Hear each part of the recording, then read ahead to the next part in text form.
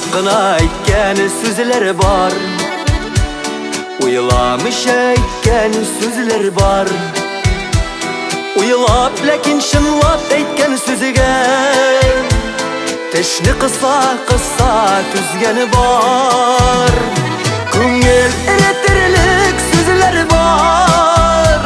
Şirden tiriltirlik sözler var. Ömür boyu yürek türlerinde saklap yürütürlük sözler var. Ko'ngil eritirlik sözler var. Şirden tiriltirlik sözler var. Ömür boyu yürek türlerinde saklap yürütürlük sözler var.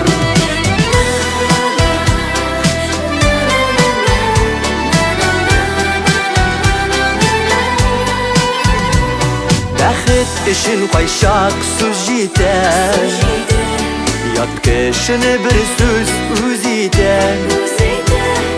Қайшақта ауыр бір сөзден де яшар үшін күш һәм дәрт бітті. Көңіл eritirlik сөзлер бар.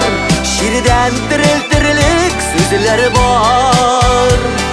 Ömür boyu yürek türlerinde saklap yürütürlük sözler var.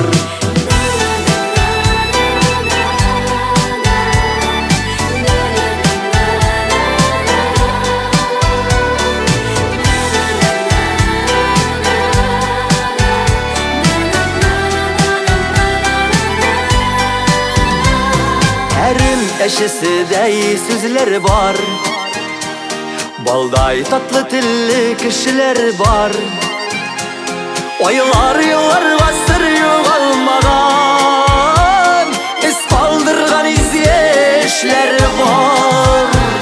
Ko'ngil eritirlik sözler var.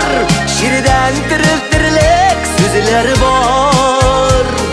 Ömür boyu yürek türlerinde saklap yürütürlük sözler var.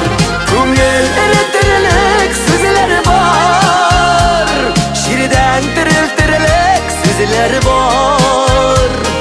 Ömür boyu yürek türlerinde saklap yürütürlük sözler var.